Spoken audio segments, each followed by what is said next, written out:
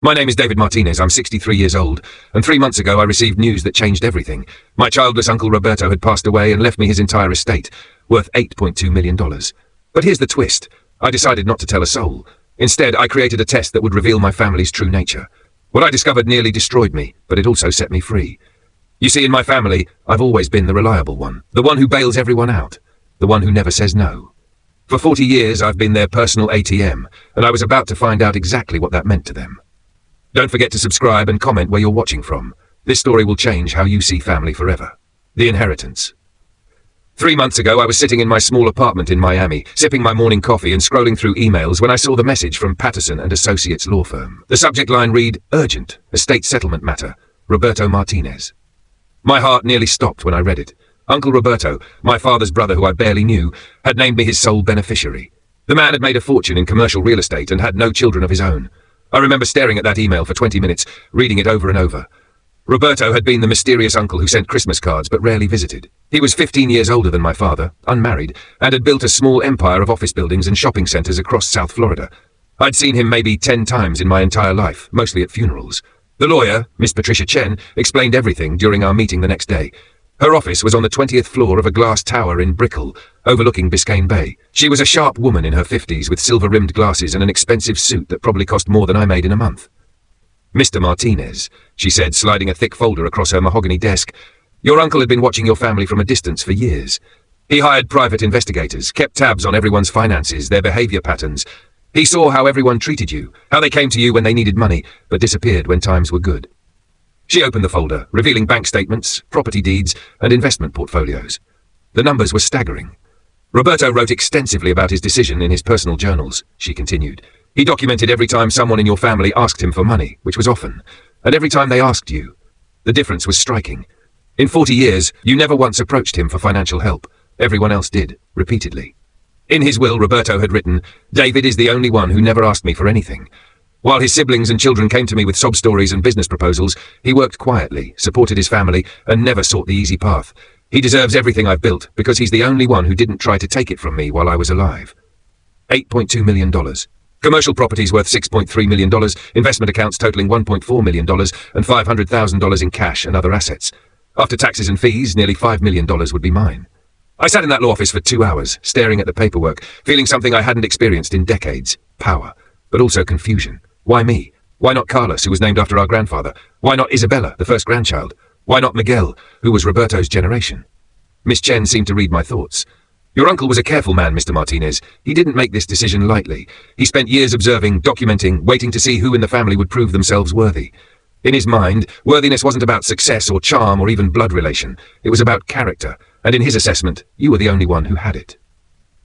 But then Miss Chen said something that would plant a seed in my mind, something that would grow into the test that would change everything. "Mr. Martinez," she said, leaning forward, "money changes people. But more importantly, the knowledge of money changes people. Your uncle specifically requested that we set up a trust structure to protect your identity as the beneficiary. He'd seen what happened to lottery winners, what happened when families found out about sudden wealth. Sometimes it's better if they don't know you have it." Her words echoed in my head as I drove home through Miami traffic. The knowledge of money changes people. I thought about my family, Carlos with his schemes, Isabella with her constant needs, Miguel with his elaborate excuses. How would they react if they knew? How would it change the way they treated me? But more importantly, how were they treating me now, when they thought I had nothing extra to give? The family history, a deeper look. Let me paint you a complete picture of my family, because understanding their patterns is crucial to understanding why this test became necessary.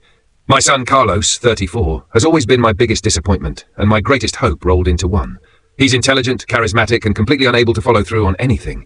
He graduated from University of Miami with a business degree that I paid for, including his living expenses and a car. The total cost was over $80,000, money I borrowed against my house. Immediately after graduation, Carlos announced he was going to start a food truck business. He needed $15,000 for the truck, equipment, and permits. I gave it to him, liquidating my small retirement account. The truck operated for 3 months before Carlos got bored and sold it at a loss. Next came the cryptocurrency phase. Carlos convinced me that Bitcoin was the future, that he'd studied it extensively, that he could triple our investment in 6 months. I gave him $10,000. 6 months later, the money was gone. "The market crashed, Pop," he said with a shrug. "That's how investing works." Then there was the dropshipping business. Carlos showed me videos of teenagers making millions selling products they never touched. He needed $5,000 for inventory and advertising. I gave it to him. The business never shipped a single item. Carlos claimed the suppliers were unreliable, the market was saturated, the competition was unfair. Between these major ventures were dozens of smaller requests. $500 for a networking event, $1,200 for a business course taught by some guru in Las Vegas, $300 for business clothes for meetings that never seemed to happen. Death by 1,000 cuts, my wife Maria used to say. But it wasn't just the money. It was the way Carlos treated me when he asked. He'd show up at my apartment driving his Tesla, a lease I later found out was co-signed by Isabella's husband, wearing expensive clothes and talking about his ventures like he was the next Steve Jobs. He never asked for help. He offered me investment opportunities. "Pop, this is ground floor stuff," he'd say, scrolling through his iPhone while barely making eye contact. "I'm giving you first shot at this because you're family, but if you're not interested, I've got other investors lined up. Other investors who never materialized. Other opportunities that always somehow required my money first." My daughter Isabella, 31, was different, but equally draining. Where Carlos was flashy and obvious, Isabella was subtle and manipulative. She married Paul, a successful orthopedic surgeon, 2 years ago in a wedding that cost $45,000. Money I provided because, Daddy, every girl dreams of her perfect wedding, and I want you to walk me down the aisle knowing you made this possible. But even before the wedding, Isabella had perfected the art of emotional manipulation. She never asked for money directly. Instead, she'd call crying about some crisis. The down payment on her condo in Coral Gables fell through at the last minute. Could I help with $10,000 just until Paul's next bonus came in? The private school they'd chosen for little Emma and Sophia had a tuition increase. Could I cover the difference of $8,000 for the year? Paul's practice was expanding and their cash flow was tight. Could I help with their mortgage payment of $3,200 just for a few months? Every request came with tears, with promises of repayment, with assurances that this was the last time. And every request was presented as an emergency that couldn't wait, that required immediate action to avoid some terrible consequence. Isabella had learned early that I couldn't say no to her tears. When she was 7 and wanted a bicycle, she didn't ask. She cried about being the only girl in her class without one. When she was 16 and wanted to go on a spring break trip to Cancun, she sobbed about missing out on memories that would last forever. The pattern was set young, and it continued into adulthood with much higher stakes. What made Isabella's manipulation worse than Carlos's obvious schemes was that she genuinely seemed to believe her own desperation in the moment. When she called about the school tuition, she wasn't lying about loving her children or wanting the best for them. When she cried about the mortgage, she wasn't pretending to be stressed. But she was completely blind to the pattern, completely unable to see that her financial crises always seemed to coincide with my paychecks or my tax returns. Paul, her husband, was a successful surgeon making over $300,000 a year. Their house was worth $800,000. They drove matching BMWs and took vacations to Europe. Yet somehow, there was always a cash flow problem, always an unexpected expense, always a reason why they couldn't handle their own financial obligations. I later discovered that Paul had no idea how much money Isabella had borrowed from me over the years. She'd told him I was helping out occasionally, but never mentioned the full scope. When I finally added it all up, the wedding, the down payment help, the school tuition, the mortgage payments, the car repairs, the various emergencies, it totaled over $67,000 in 3 years. My brother Miguel, 59, represented a different kind of drain entirely. Miguel had never been successful at anything, but he'd elevated failure to an art form. He had elaborate explanations for every setback, complex theories about why the world was conspiring against him, and an endless supply of almost opportunities that just needed a little financial boost to transform his life. Miguel claimed to be disabled, a back injury from a construction job in 1998, but his disability seemed remarkably selective. He couldn't work a regular job, but he could spend 12 hours at the casino. He couldn't lift anything heavy, but he could move apartments every 6 months when his rent came due. He couldn't handle stress, but he could manage complicated schemes to avoid paying his bills. Every few months, Miguel would appear at my door with a new crisis. His disability check was late. His car had broken down. His landlord was threatening eviction. His medications were too expensive. His utilities had been shut off. Each crisis required immediate cash to resolve, usually between $800 and $1,500.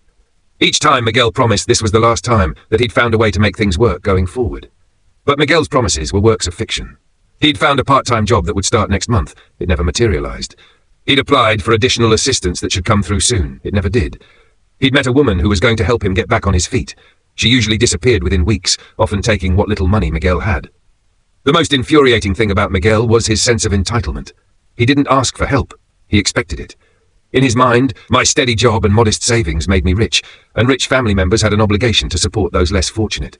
He'd show up at family gatherings and announce his latest financial crisis to the room, assuming everyone would rally to help, but knowing that ultimately I'd be the one to write the check. "David's got it," became Miguel's catchphrase. Car payment due? David's got it. Rent short? David's got it. Need money for a business opportunity? David's got it. What made Miguel's situation more complicated was that some of his problems were real.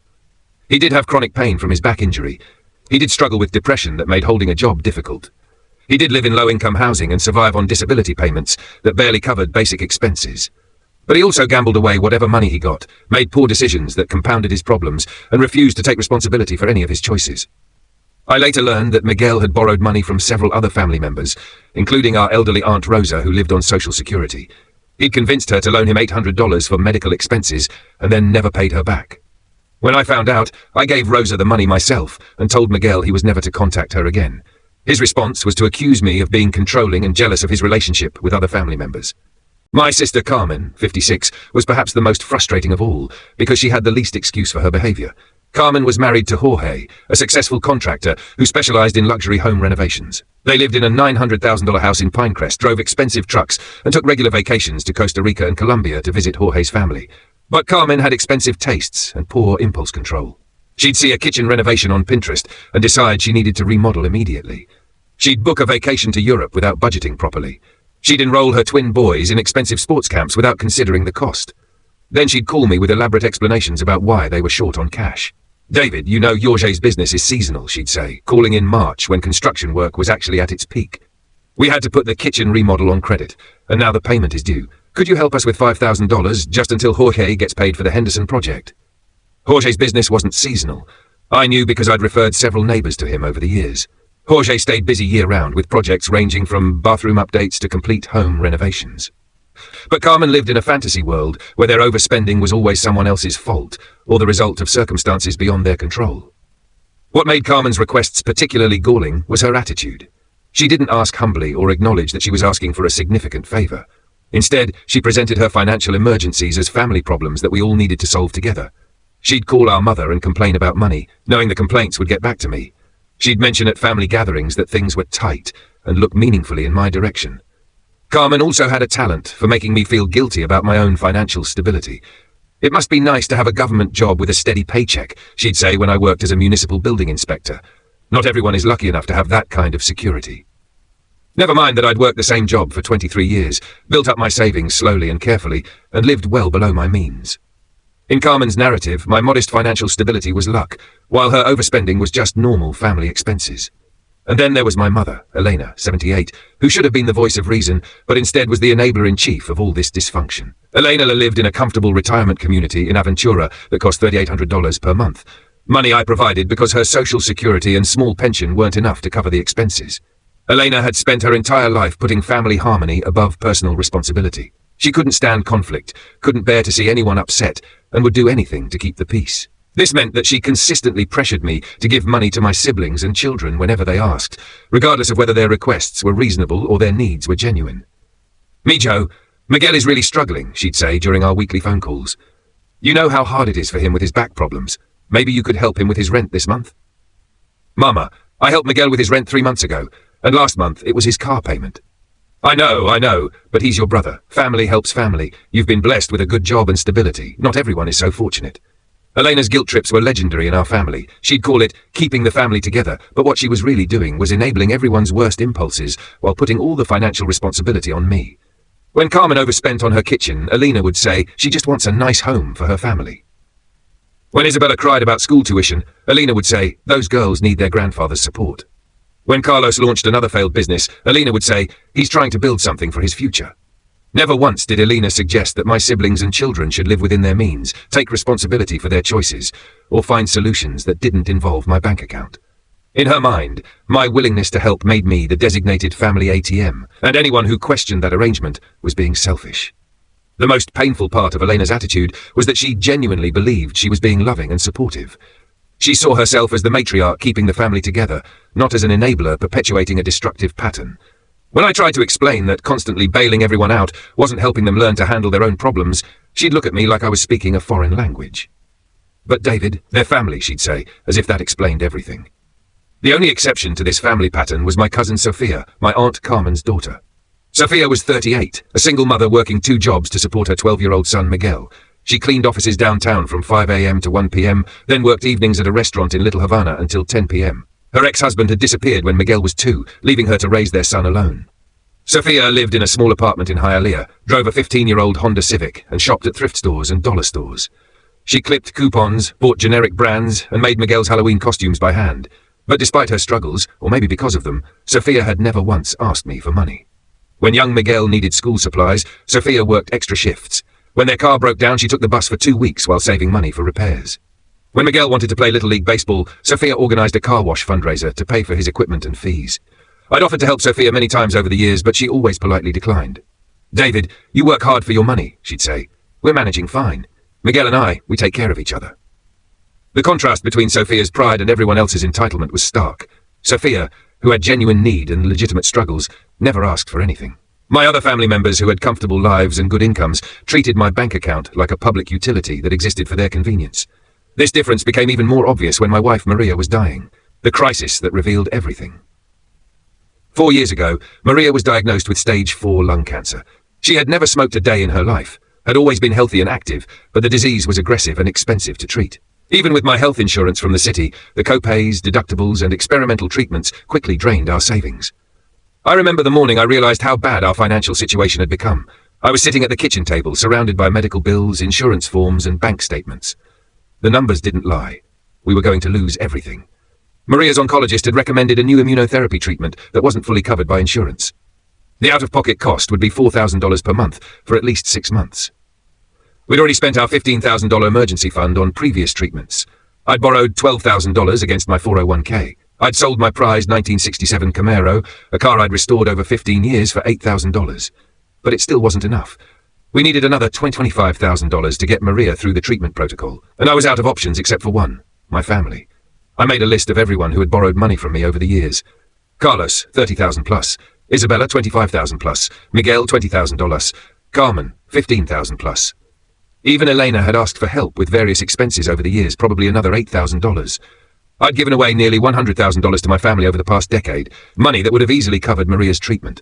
Money that had been spent on luxury kitchens and failed businesses and casino nights and European vacations, while my wife, a woman who had never asked for anything, who had worked 2 jobs to help me support everyone else, was fighting for her life. I swallowed my pride and started making calls. Carlos was first. I explained the situation, the cost of treatment, how desperate we were. "Pop, that's terrible about Maria," he said, and I could hear the genuine sympathy in his voice. "But you know, I'm between projects right now. The economy is really tough for entrepreneurs. I literally don't have anything liquid." This was 3 weeks after he'd posted Instagram photos from a weekend trip to Key West with friends. "Carlos, I've given you over $30,000 in the past 5 years. I'm not asking for it all back. I just need help getting through this crisis." That was different, Pop. That was investing in my future. What's the return on investment here? "Look, I'm sure you'll figure something out. You always do." Isabella's response was even more devastating. "Oh, that's so scary about Mom," she said, and I could hear her children playing in the background. "But 25,000, that's like our whole emergency fund. Paul just bought into a new practice, and we're really stretched thin right now." "Isabella, your mother is dying. She needs this treatment to have any chance." "I know, Daddy, I know, but what if we give you all our savings and then something happens to our family? I have to think about my girls first. You understand, right?" Miguel's excuse was the most predictable. "David, you know I'm on disability. I don't even have $25, let alone 25,000. Maybe you could get a second mortgage? Or ask the hospital about payment plans." Carmen was brutally honest. "David, Maria is wonderful, but Jorge and I can't risk our financial security for medical bills that might not even work. Have you looked into charity care? There are programs for people who can't afford treatment." Even my mother found a reason to say no. "Mijo, I would help if I could, but all my money is tied up in the retirement community. Maybe you could ask Roberto. He has more money than any of us." Roberto, the uncle I barely knew, who I'd never asked for anything. Who apparently was rich enough that my family regularly approached him for money, but who I'd never felt comfortable contacting. The irony wasn't lost on me. The same family members who had approached Roberto for help with their various wants and schemes expected me to do the same when facing a genuine crisis. The same people who had treated my bank account as their emergency fund suggested I look into charity care when I needed help. Only Sophia showed up. She appeared at the hospital one evening while I was sitting with Maria during her chemotherapy infusion. Sophia was still wearing her cleaning uniform from her morning job, and she smelled faintly of industrial disinfectant and exhaustion. "David," she said quietly, "I heard about Maria. I'm so sorry." She sat with us for 3 hours, holding Maria's hand when the nausea got bad, making small talk about Miguel's baseball games and her job at the restaurant. When the treatment was finished and Maria was resting, Sophia pulled me aside. "I don't have much money," she said, "but I have time. I can sit with Maria when you're at work. I can bring food. I can help with whatever you need. For the next 6 months until Maria passed away, Sophia was there. She rearranged her work schedule to spend afternoons at the hospital. She brought homemade soup and fresh fruit. She researched treatment options online and printed out articles for me to discuss with the doctors. She never missed one of Maria's doctor appointments if I couldn't be there. When Maria died, Sophia was the one who helped me plan the funeral. She was the one who organized the reception afterward. She was the one who stayed late to clean up, while my children and siblings made their excuses and left early. I never forgot who showed up and who didn't. I never forgot who offered empty sympathy and who offered actual help. And I never forgot that the family members who had taken the most from me over the years were nowhere to be found when I needed them most. The test begins. So when I sat in Miss Chen's office 3 months ago, staring at Roberto's inheritance paperwork, I knew exactly what I wanted to do. This money was my chance to finally see my family's true nature without the fog of obligation and hope that had clouded my vision for so long. I would tell each of them that I was in serious financial trouble. I'd create a believable story about bad investments wiping out my savings and threaten eviction from my apartment. I'd ask each one for $5,000, enough to be significant but not impossible for any of them to manage. But this wouldn't be a passive test. I would document everything, record the calls, write down their exact words, save their text messages. I wanted proof that I could look back on later when doubt crept in, when they inevitably tried to rewrite history or make me feel guilty for my reaction. Miss Chen helped me set up the trust structure to completely hide the inheritance. We created shell companies and offshore accounts, layers of protection that would prevent anyone from discovering my newfound wealth, even if they hired investigators. Roberto had been thorough in his instructions for protecting my identity as his beneficiary. I spent a week preparing my story. I researched investment frauds that had happened recently, printed out fake documents showing losses, practiced making my voice sound shaky and defeated. I even deliberately stopped paying a few bills so I'd have genuine overdue notices if anyone asked to see proof. The apartment I lived in was perfect for the deception. It was a small one-bedroom in a modest building in Kendall, the kind of place a city employee on a pension might realistically struggle to afford. I'd been living there since Maria died, unable to bear staying in our old house with all its memories. I made a list of everyone I would test. Carlos, Isabella, Miguel, Carmen, Elena, and Sophia. I knew Sophia would try to help. The question was whether she'd be the only one.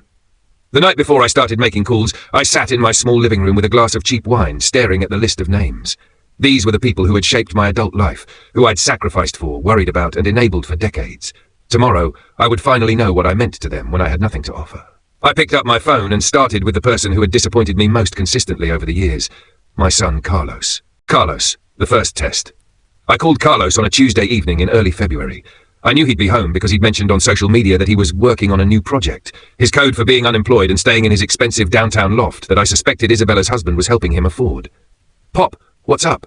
His voice was cheerful but distracted. I could hear music in the background, probably some mindless Netflix show. "Carlos, I need to talk to you about something serious."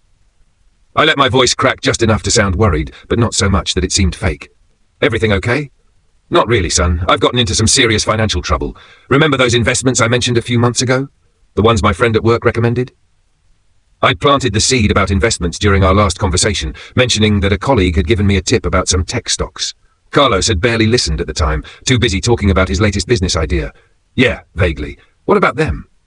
"They went bad, Carlos. Really bad. I lost most of my savings and now I can't make rent next month. The landlord's already served me with an eviction notice." There was a pause. I could almost hear him calculating, trying to figure out how this affected him. "How bad is bad, Pop?" "I need $5,000, Carlos, just to keep me from getting evicted and maybe cover expenses until I can figure something out. I wouldn't ask if I had anywhere else to turn." The silence stretched on. When he finally spoke, his tone had shifted completely from casual to annoyed. "Pop, you know things are tight for me right now. This new business I'm working on is just getting off the ground. I can't just hand out $5,000 like that." "Son, I've given you over $30,000 in the past 5 years. I never asked for it back. I never made you feel guilty about it. I never even asked what happened to it when your businesses didn't work out. I just gave it because you're my blood." "That was different," he said quickly, and I could hear the defensiveness creeping into his voice. "That was investing in my future. You believed in my potential. This is just throwing money at a problem. Maybe this is a wake-up call, Pop. Maybe you need to learn to manage money better." The audacity took my breath away. My son, who had never successfully completed any business venture, who had never paid back a penny of what I'd given him, was lecturing me about money management. "Carlos, your father is about to be homeless, and you're giving me investment advice." "Look, Pop, I don't want to see you get hurt, but you made some bad choices here. You're retired, living on a pension. Why were you gambling with investments anyway? That's like investing one-on-one. Don't risk money you can't afford to lose." I closed my eyes, feeling something cold settle in my chest. This was my son. The boy I'd raised from birth, put through college, supported through every failure and disappointment, and when I was supposedly facing homelessness, his response was to blame me for poor financial planning. "I see," I said quietly. "Look, Pop, I'm sure you'll figure something out. You always do. You're resourceful. Maybe you could get a part-time job, or downsize to a smaller place. There are lots of options that don't involve me writing a check. A part-time job, at 63, after working for the city for 23 years, after supporting him through every harebrained scheme he'd ever concocted. Hey, I gotta run," he continued, "meeting some potential investors tonight for this new app I'm developing, but we should grab lunch soon and talk about this more." Lunch, where he'd probably expect me to pay, even knowing I was supposedly broke. "Sure, Carlos, enjoy your meeting. Thanks, Pop, and don't worry too much about this money thing. It'll work out. It always does." He hung up before I could respond. I sat there staring at the phone, my hand trembling with something that wasn't sadness. It was rage. Pure, cold rage at the casual dismissal, the victim blaming, the complete lack of empathy from someone who owed his entire adult lifestyle to my generosity. I opened my notebook and wrote, "Carlos, immediate refusal, blamed me for poor financial planning, lectured me about money management while I face homelessness, showed no empathy or willingness to sacrifice anything to help, made excuses about his own business while suggesting I get a part-time job." The words looked stark on the page, but they were accurate. My son had revealed exactly who he was in that 15-minute conversation, and it was someone I barely recognized. Isabella, the daughter's manipulation. 2 days later, I called Isabella. I waited until Thursday evening, knowing she'd be home helping her daughters with homework while Paul worked late at the hospital. I wanted her in full maternal mode, thinking about family and responsibility and taking care of the people you love. She answered on the first ring, her voice warm and slightly rushed. "Hi, Daddy. How are you? I was just thinking about you." "Not good, sweetheart. I need to talk to you about something important." Her tone immediately shifted to concern. "What's wrong? Are you sick? Do you need me to come over?" For a moment, my heart lifted. This was the Isabella I remembered from childhood, the little girl who would bring me Band-Aids when I cut myself shaving, who would make me breakfast in bed on Father's Day with eggs so undercooked they were basically raw, but served with so much love I ate every bite. "I'm not sick, Isabella, but I am in serious trouble. Financial trouble." I told her the same story I'd told Carlos. The bad investments, the lost savings, the eviction notice. As I spoke, I could hear her making small sounds of sympathy, and I could hear her daughters playing in the background, their laughter a stark contrast to my fabricated desperation. "Oh, Daddy," she breathed when I finished. "That's terrible. How could they do that to you? Those investment people should be arrested." "Isabella, I need $5,000 to keep from losing my apartment. I know it's a lot of money, but I've helped you with much more than that over the years. I wouldn't ask if I weren't desperate." There was a pause, and in that pause, I could hear everything changing. The warm, sympathetic daughter was being replaced by the calculating adult who had learned to protect her own interests above all else. 5,000, she said slowly. "Daddy, that's a lot of money." "Isabella, I paid for your wedding, $45,000. I helped with your down payment on the house, $10,000. I've given you over $25,000 in just the past 3 years for various emergencies and expenses." "I know, Daddy, and I'm so grateful for everything you've done for us." But things are different now. Paul's expanding the practice. He just bought into that new orthopedic center in Aventura, and we have the girls' private school tuition, and we just bought that new BMW because my old car was having so many problems. She was listing her expenses like they were unavoidable natural disasters rather than choices she and Paul had made. A new BMW when she could have bought a reliable used car. Private school when the public schools in Coral Gables were excellent. Paul's expansion into a new practice when his current one was already successful. "Isabella, your father might be homeless next month." Silence. Then, "Daddy, maybe you could move in with Miguel for a while, just until you get back on your feet, or ask Mom for help. She has that nice place in the retirement community. Maybe they have guest rooms." My throat closed. She was trying to pass me off to someone else, like I was a problem to be solved, rather than her father in crisis. Miguel, who lived in a studio apartment and could barely take care of himself. Elena, who lived in a retirement community that I paid for. "Isabella, are you telling me you can't help your father with $5,000? "It's not that I can't, Daddy. It's that it would be really, really hard for us right now. Paul and I have been talking about this since the phone call started, and we just don't see how we can make it work without putting our own family at risk." I realized she'd been discussing my crisis with Paul in real time, probably texting him while I was talking. My emergency had become their financial planning meeting. "What if I promised to pay you back when I got back on my feet?" "Daddy, you know I'd love to help, but what if you can't pay it back? What if these investment losses are worse than you think? We can't risk our daughter's financial security for something that might not even solve your problems." Our daughter's financial security. Emma and Sophia, my granddaughters, who lived in an $800,000 house and attended private schools and went to Disney World twice a year. Their financial security was apparently threatened by helping their grandfather avoid homelessness. "I see," I whispered. "Daddy, don't be like that. This doesn't mean we don't love you. Maybe I can help you look into some programs for seniors?" There might be assistance available through the county, or maybe you could talk to your landlord about a payment plan. Sometimes if you explain the situation, programs for seniors, government assistance, charity, anything except her own money. You want me to apply for welfare rather than help me yourself? That's not what I said, Daddy. I just think we should explore all the options before anyone has to sacrifice their financial security. Sacrifice their financial security. $5,000, less than what she'd probably spent on Christmas presents last year, would sacrifice their financial security. Isabella, when you called me crying about the mortgage payment last year, did I suggest you apply for government assistance? When you needed help with the girls' school tuition, did I tell you to look into charity programs? That was different, Daddy. That was family helping family get ahead, investing in the future. This is just throwing money at a crisis that might not even be solvable. The exact same phrase Carlos had used, throwing money at a problem. As if that wasn't exactly what they'd both done to me for years, except their problems were investments in the future, while mine was just throwing money away. I hung up without another word. I opened my notebook and wrote, Isabella, initial sympathy quickly replaced by calculation, discussed my crisis with Paul in real time, suggested I move in with Miguel or apply for government assistance rather than help herself, claimed $5,000 would threaten her family's financial security while living in luxury, used same phrase as Carlos about throwing money at a problem. 2 down, 4 to go. The pattern was already emerging and it was worse than I'd expected. Miguel, the hypocrite's response. I waited until Friday afternoon to call Miguel, knowing he'd be home watching his afternoon telenovelas and probably nursing a beer. Miguel's routine was as predictable as sunrise. Sleep until noon, watch TV, go to the casino or bar in the evening, repeat. He answered on the 4th ring, sounding groggy. David, mi hermano, what's going on? You don't usually call during my stories. Miguel, I'm in trouble. Serious trouble. I need to talk to you. I heard him mute the television, and suddenly he was more alert. Money trouble in the family was always interesting to Miguel, especially if it might affect his own regular subsidies from me. What kind of trouble, David? You okay? I'm not okay, Miguel. I made some bad investments based on advice from someone at work. Lost most of my savings. The landlord's threatening to evict me next month if I can't come up with rent money. I'm desperate. I heard him suck in a breath. Coño, David, how much are we talking about? I need $5,000 to keep from being homeless, Miguel. I know you don't have a lot, but I've been helping you for years. I'm hoping you can find a way to help me now.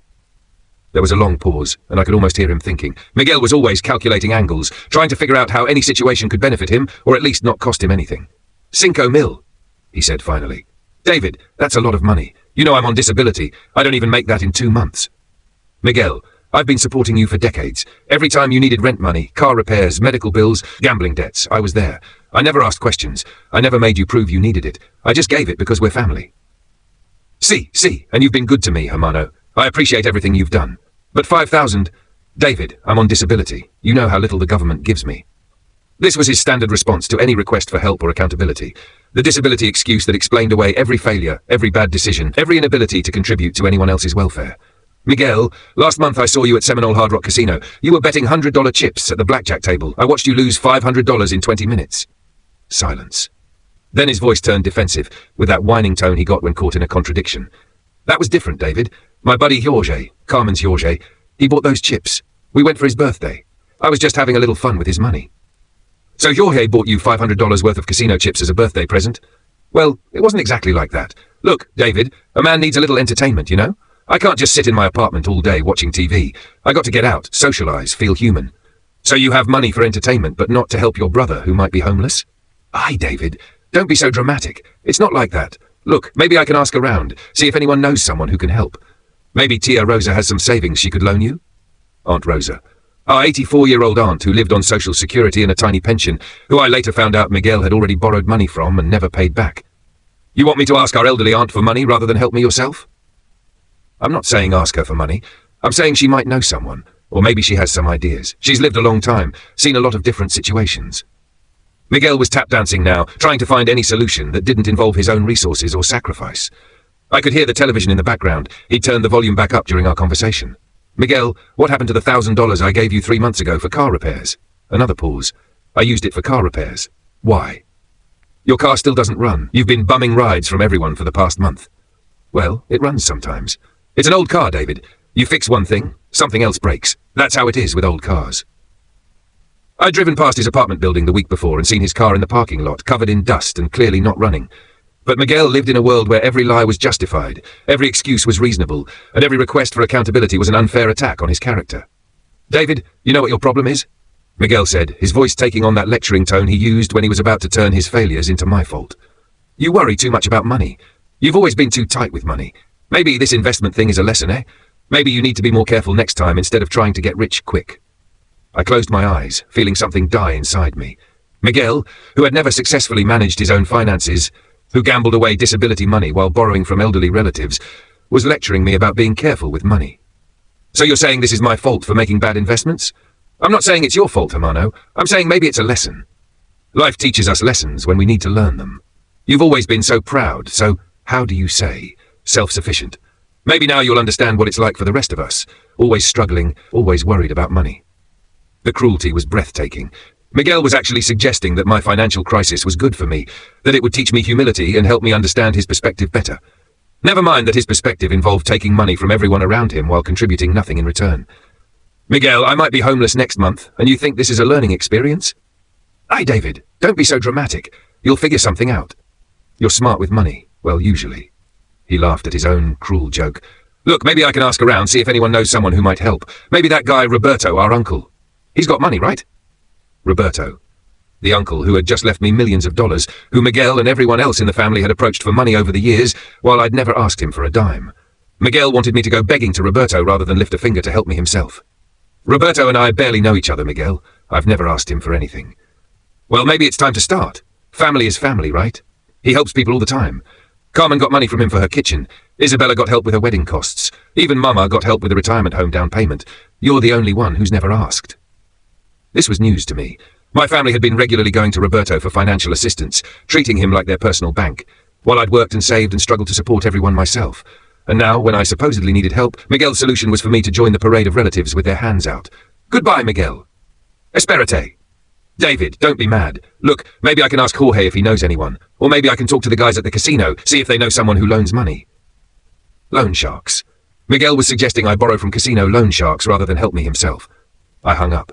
In the notebook, Miguel claimed disability poverty while admitting to casino gambling with money from Jorge, suggested my financial crisis was a lesson I needed to learn, recommended I borrow from elderly Aunt Rosa or approach Uncle Roberto rather than help himself, offered to connect me with casino loan sharks, showed no shame or empathy. The hypocrisy was staggering, but I was beginning to see the pattern. Each family member was revealing not just their unwillingness to help, but their complete lack of empathy for my situation. Worse, they were all finding ways to make my crisis into a character flaw or learning opportunity for me. Carmen, the sister's cruelty. Carmen's response was the most vicious yet. I called her on Saturday morning, knowing she'd be home because Jorge worked construction and usually had weekends off. I could hear children playing in the background, probably her twin boys and some neighborhood friends using their pool. She answered with her usual bright, artificial cheerfulness. David, ¿cómo estás, hermano? Not good, Carmen. I need to talk to you about something serious. I could hear her walk away from the noise, probably into her recently renovated kitchen that cost more than most people made in 2 years. What's wrong? You sound upset. I told her the story. Bad investments, lost savings, eviction notice, need for $5,000. As I spoke, I could hear her making little clicking sounds with her tongue, the noise she made when she was annoyed or skeptical. $5,000? Her voice sharpened immediately. David, that's impossible. You know Jorge just finished our kitchen renovation. We're completely stretched thin right now. Carmen, that kitchen cost over $100,000. I know because Jorge bragged about it at Mom's birthday party last month. That's different, David. That's an investment in our home's value. We'll get that money back when we sell the house someday. And helping your brother stay housed isn't an investment worth making? There was a pause, and when she spoke again, her tone had changed completely. The artificial sweetness was gone, replaced by something cold and almost gleeful. David, you know what? Maybe this is exactly what you need. What do you mean?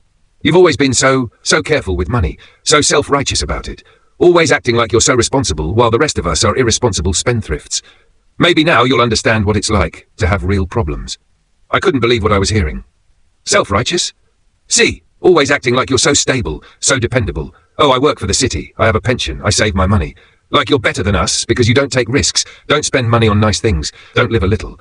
Maybe losing everything will teach you some humility. Carmen, your brother might be homeless, and you think this is good for my character? I think maybe you'll finally understand what the rest of us go through. What it's like to worry about money, to need help from family, to not have everything figured out all the time. The cruelty in her voice was shocking. This wasn't just refusal. This was satisfaction. Carmen was actively happy to see me fail, pleased that my careful planning and responsible choices had supposedly backfired. So you won't help me? I can't help you, David. We literally don't have $5,000 sitting around. But you know what? Even if we did, maybe it would be better if you figured this out yourself. You've always been so independent, so proud. Maybe this will teach you to ask for help properly, to be humble instead of acting like you have all the answers. I'm asking for help right now, Carmen. I'm begging you. No, you're demanding money like it's owed to you. There's a difference. When I've needed help over the years, I've been grateful. I've been humble. You're acting like I owe you something, just because we're family. This was historical revisionism at its finest.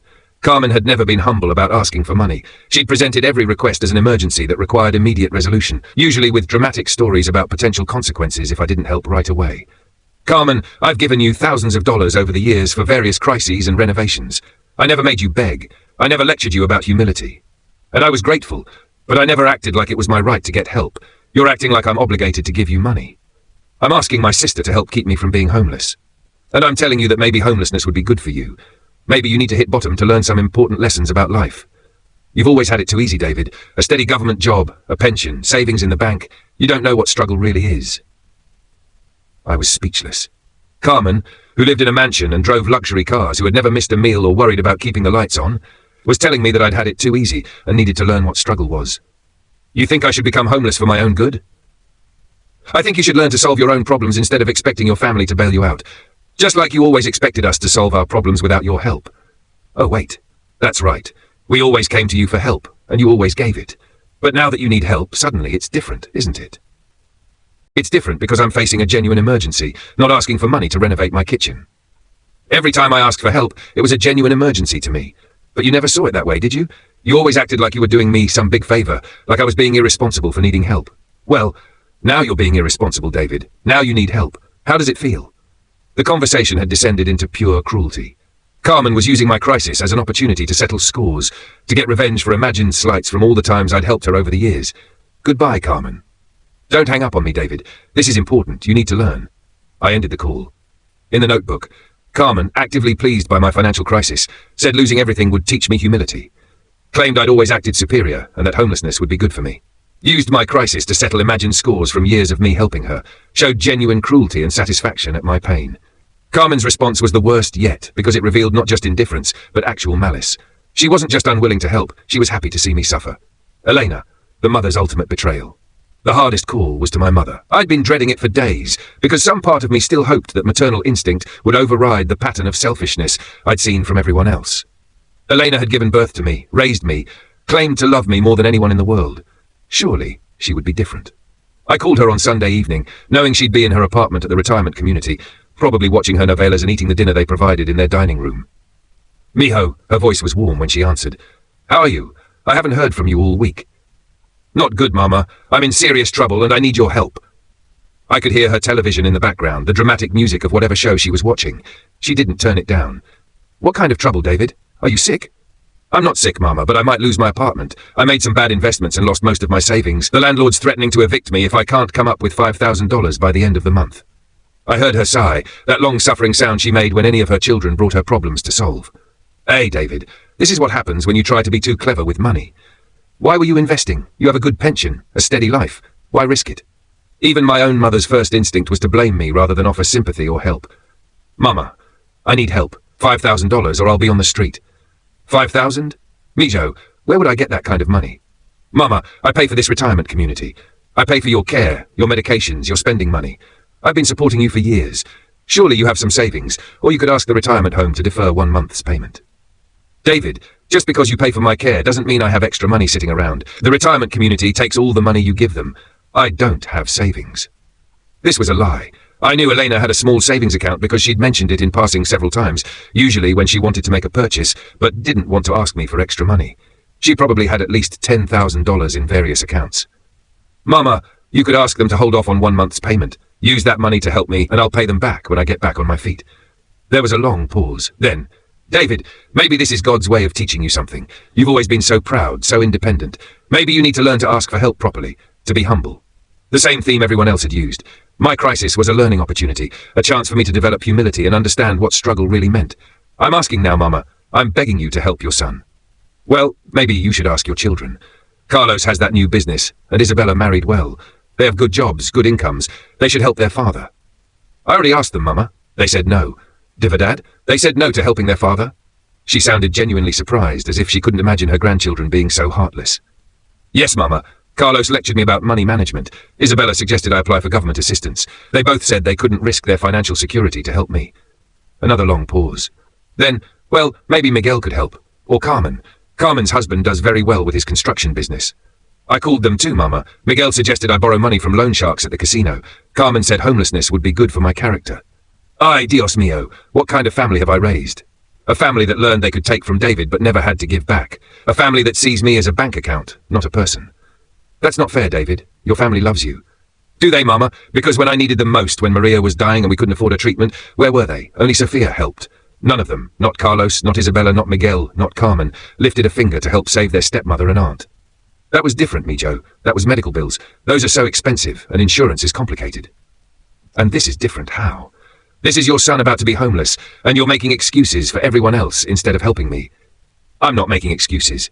I'm trying to help you understand that everyone has their own problems, their own responsibilities. What about your responsibility to me, Mama? What about a mother's obligation to help her child when he's desperate? The silence stretched so long I thought the call had dropped. Then Elena's voice came back, smaller and older than before. David, maybe you should ask Roberto. He has more money than any of us. He's helped other people in the family before. Roberto? Even my own mother was suggesting I go begging to the uncle who had just made me rich rather than help me herself. Roberto and I aren't close, Mama. I've never asked him for anything. Well, maybe it's time you did. Family helps family, David. Roberto is family. What about you, Mama? Are you family? Of course I'm family, but I'm also an old woman living on a fixed income. I can't solve everyone's problems. I'm not asking you to solve everyone's problems. I'm asking you to help your son avoid homelessness. And I'm telling you that I can't. Not won't, can't. The money isn't there, David. It was a lie, and we both knew it. But Elena had perfected the art of claiming powerlessness whenever anyone asked her to sacrifice for someone else's benefit. I see, I said quietly. Don't be dramatic, Mijo. You'll figure something out. You always do. You're resourceful. You're smart. This isn't the end of the world. Mama, what if it was Carlos facing eviction? Or Isabella? Or Miguel? Would you find a way to help them? The pause told me everything I needed to know. That's different, she said finally. They have children, responsibilities. Carlos is trying to build his future. Isabella has those beautiful girls. Miguel has his health problems. And I'm just David. Steady, reliable David who will always figure something out. You're my son, and I love you. But I raised you to be independent, to solve your own problems. This crisis will pass, and you'll be stronger for it. Goodbye, Mama. David, don't hang up like that. This isn't my fault. I didn't make you lose money in bad investments. I didn't create this problem. I ended the call. The pain was different this time. Not anger like with Carlos and Carmen, not disappointment like with Isabella and Miguel. This was deeper, a fundamental breaking of the bond that was supposed to exist between mother and child. Elena had chosen her own comfort over her son's survival, and she'd done it without shame or apparent regret. In the notebook, Elena blamed me for investment losses, claimed she had no money despite my financial support and her savings, suggested I ask my children, who had refused, my siblings, who had refused, and Uncle Roberto rather than help herself. When pressed about whether she'd help my siblings in similar circumstances, couldn't deny she would, chose own comfort over son's survival. 5 calls, 5 failures. Only Sophia remained, and part of me was terrified she'd disappoint me too. If Sophia failed the test, I would truly be alone in the world, surrounded by people who called themselves family but treated me like an ATM that had finally run out of cash. Sophia, the only light in the darkness. I saved Sophia for last, partly because I was dreading the possibility she might disappoint me, but mostly because I already knew in my heart what her response would be. Sophia had never failed me before, had never asked for anything, had been the only family member to show up when Maria was dying. If anyone would pass this test, it would be her. But the week of rejections from everyone else had shaken me more than I'd expected. As I dialed Sophia's number on Tuesday evening, my hands were actually trembling. What if I was wrong about her? What if she was just better at hiding her selfishness? What if this test revealed that every single member of my family was willing to abandon me when I had nothing to offer? She answered on the second ring, breathless. Primo, David. ¿Cómo estás? I was just getting home from the restaurant. I could hear her keys jingling, her footsteps on stairs. Sophia lived in a small apartment in Hialeah, a second-floor unit in a building that had seen better days. I could picture her climbing those stairs after 10 hours on her feet, exhausted but still happy to hear from family. Sophia, I need to talk to you about something. It's serious. ¿Qué pasa? Are you okay? You sound worried. Just hearing her immediate concern, the way she shifted her attention completely to me despite her obvious exhaustion, almost broke me. I'm not okay, Sophia. I'm in big trouble. I heard her put down her keys, heard a chair squeak as she sat down. Tell me what's wrong, David. Whatever it is, we'll figure it out. We'll figure it out. Not you'll figure it out like everyone else had said. We. I made some bad investments, Sophia, lost most of my savings. The landlord's threatening to evict me if I can't come up with $5,000 by the end of the month. I've asked everyone else in the family and nobody can help me. Hey, David, that's terrible. Her voice was full of genuine pain, as if my problem was causing her physical hurt. Of course I'll help you, whatever you need. No hesitation, no calculation, no questions about whether I deserved it or what I'd learned from my mistakes, just immediate, unconditional willingness to help. Sophia, it's $5,000. That's a lot of money, especially for someone in your situation. David, stop. I don't have $5,000, but I have $812 in my savings account. It's yours. My throat closed completely. $812. She knew the exact amount because it represented everything she had managed to save while working 2 jobs and raising her son alone. Sophia, I can't take your savings. That's probably your whole emergency fund. You are my emergency, David. Your family. When Miguel was little and got sick, who sat with me in the emergency room all night? When I couldn't make rent after his father left, who helped me without making me feel ashamed? When I needed school supplies for Miguel and didn't have money, who bought them and told him they were from Santa Claus so he wouldn't feel bad? Tears were streaming down my face now. She remembered. She remembered every kindness, every moment I tried to help without making her feel small or dependent. But 800 isn't enough to solve my problem, Sophia. Then we'll figure out the rest together. Maybe I can work extra shifts at the restaurant. Maybe I can pick up more cleaning jobs. Maybe we can ask some of our friends from church. I don't know how yet, but we'll find a way. She was ready to work herself into exhaustion, to approach friends who had as little as she did, to turn her entire life upside down to help me. This woman, who had never asked me for anything, was prepared to give everything to save me. Family doesn't abandon family, David. Not real family, and you're the realest family I've ever had. I was sobbing now, unable to speak. The contrast between Sophia's immediate generous response and everyone else's selfish calculations was devastating. David, estás bien? Talk to me, primo. I'm okay, I managed. Sophia, you're the only real family I have left. No, David, you're wrong. You have me, and you have Miguel, my Miguel, who thinks of you as his grandfather.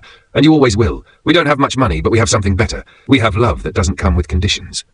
After we hung up, I sat in my small living room for an hour, staring at the wall. In 1 week, 5 family members who had taken hundreds of thousands of dollars from me over the years had refused to help me avoid homelessness. One family member who had never taken a penny offered me everything she had without hesitation. I wrote in my notebook through blurred vision. Sophia, immediate yes. No hesitation, no conditions, no questions. Offered her entire savings, $812, without being asked for a specific amount. Ready to work extra jobs and approach friends to help make up the difference. Only family member to show unconditional love and loyalty. Prove that real family isn't about blood, it's about character. The test was complete. The results were devastating and liberating in equal measure. The week of reflection after Sophia's call, I spent a week in a strange state of emotional suspension. I'd gotten exactly what I'd asked for, the truth about my family, but I wasn't sure I was strong enough to handle it.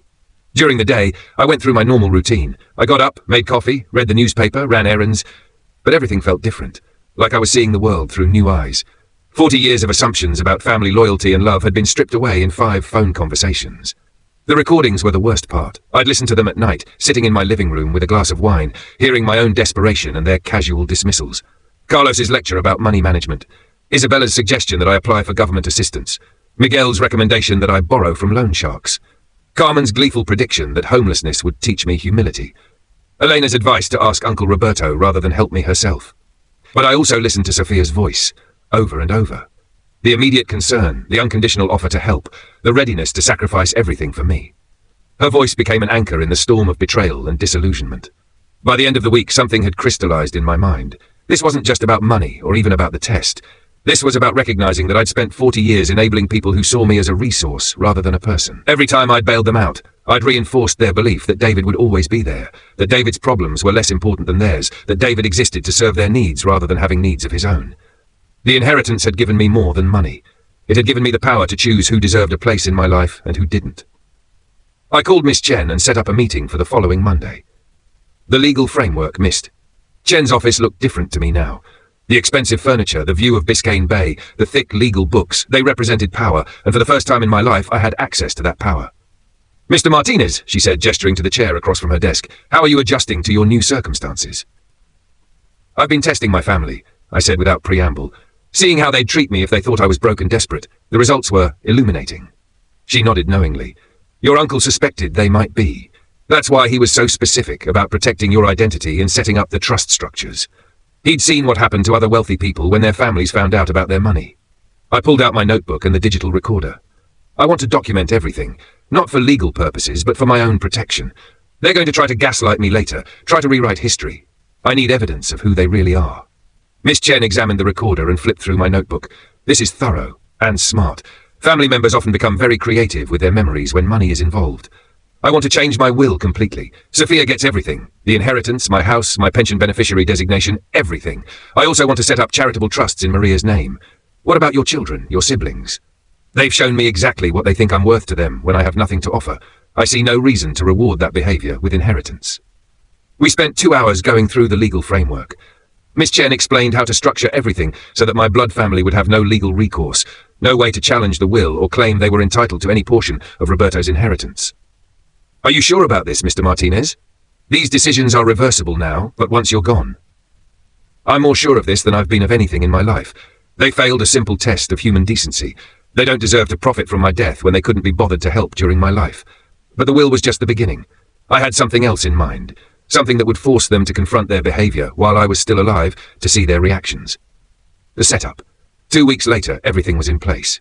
The new will was signed and sealed, the charitable trusts were established, and Sophia had been quietly informed that she was now the beneficiary of a substantial inheritance, though she didn't know the full extent of Roberto's wealth yet. I decided to invite my entire family to dinner at a nice restaurant in Coral Gables. Not too fancy. I didn't want them to think I'd suddenly come into money, but nice enough to seem like a special occasion. The invitation was carefully worded. I've been doing some thinking about family and what's important in life. I'd like to have everyone together for dinner to discuss some important matters. They all agreed to come, probably curious about what I wanted to discuss, and possibly hoping I'd found a solution to my financial problems that didn't require their help.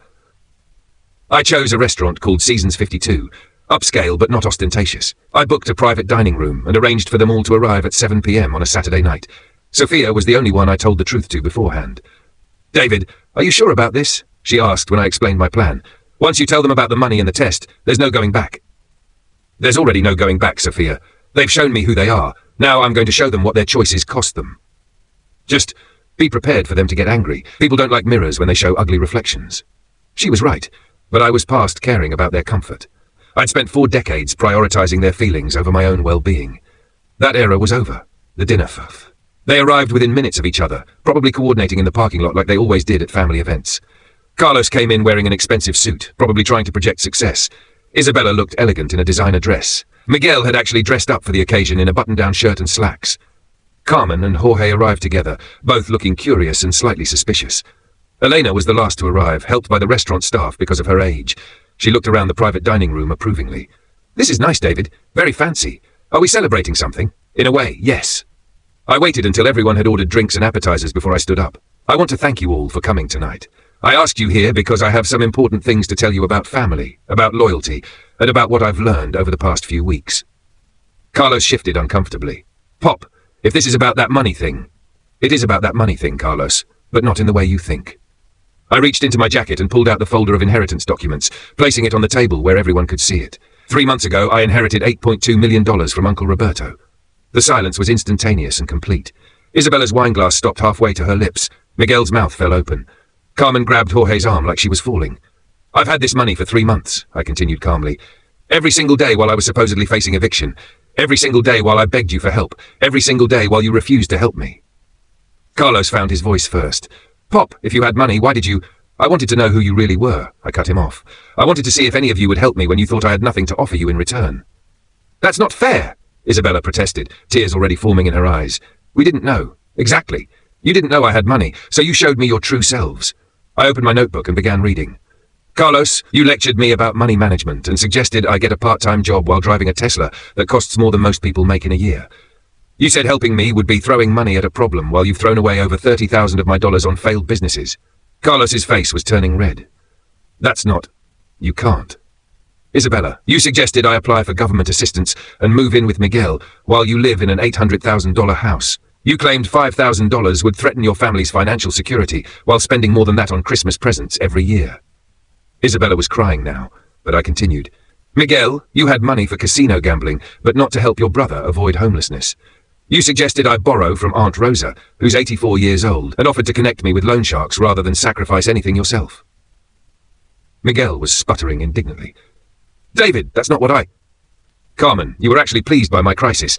You said losing everything would teach me humility and that homelessness would be good for my character. You used my desperate situation to settle imagined scores from all the times I'd helped you over the years." Carmen's face had gone pale, but her eyes were flashing with anger. "And Elena." I looked at my mother, seeing her clearly for perhaps the first time in my life.